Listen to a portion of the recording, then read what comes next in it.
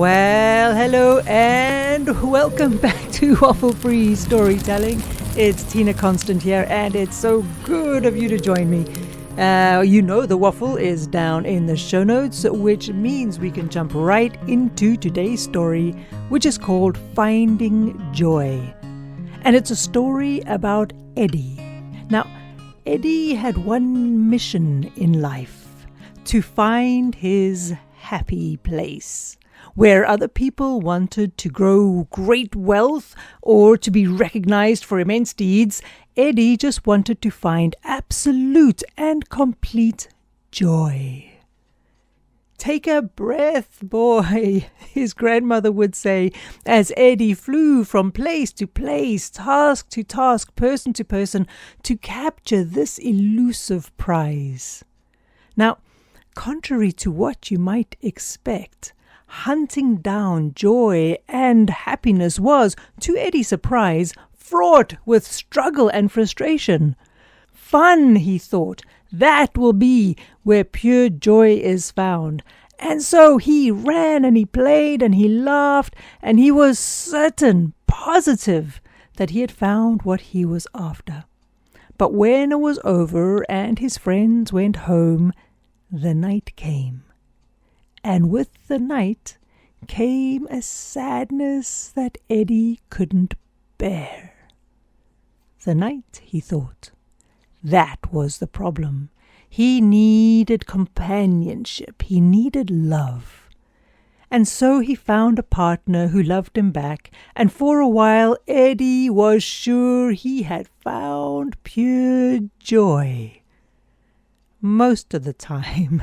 Okay, for some of the time. It didn't take long for him to realize that love was hard. It broke down and became a battleground. Sometimes it was the happiest place to be, and other times, not so much. Adventure, Eddie thought. That is where he'd find his pure joy. And so he climbed mountains and he traveled oceans and he scaled steep ravines and ran canyons. And it was joyous.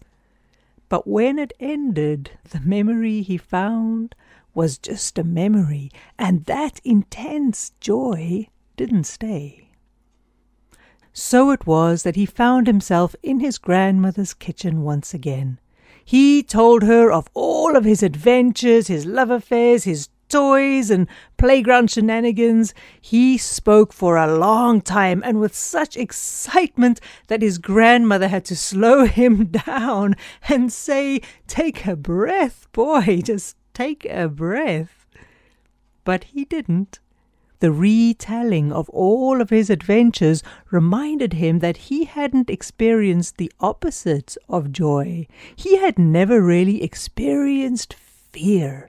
If he felt real fear, he thought, real risk and danger, then surviving that would, for certain, lead to the absolute joy he was looking for.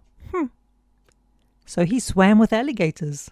He fell off cliff faces into dark pools. He climbed into the lairs of hungry bears. But no matter how much thrill and danger he faced, it never turned to joy. After each wild adventure, he came back to his grandmother's kitchen and told her the story.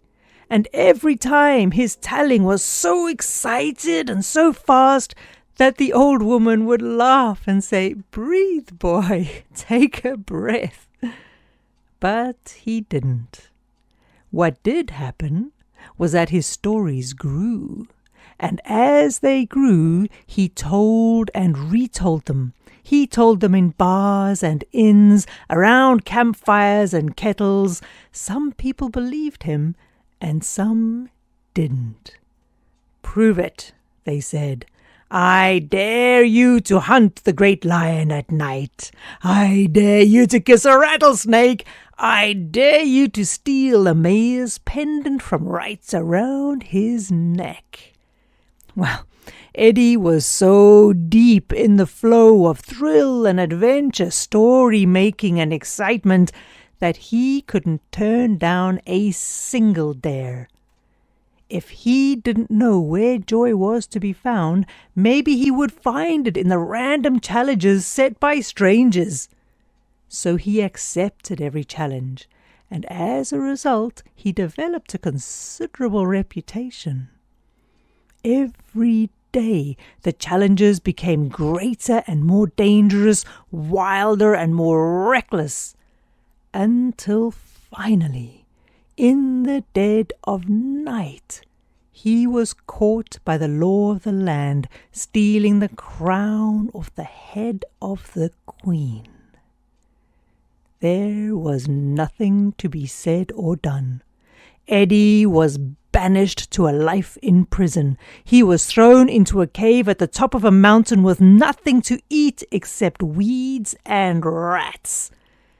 Day after day, he replayed his life over and over. What mistakes had he made? How did he get to this place where there was no hope? And then, from the back of his mind, he heard his grandmother's voice. Breathe, my boy. Just take a breath. And he did. Deep and long, slow and quiet. As he did, the sun set. The clouds drifted by and sank with the last remnants of the light of day. The stars bristled and woke as the moon rose. Eddie took a deep breath in and then let it out.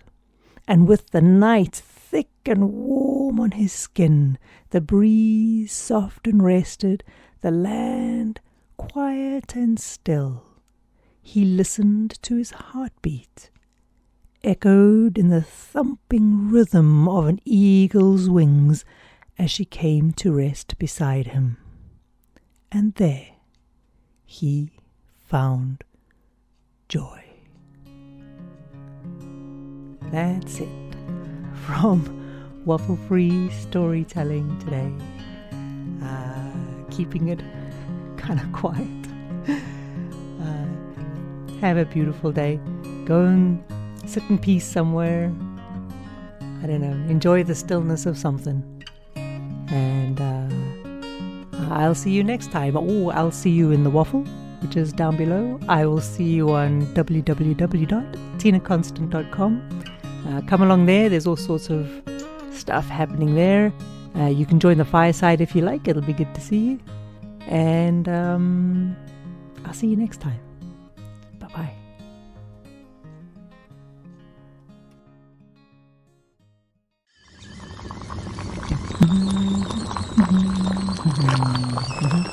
Hey.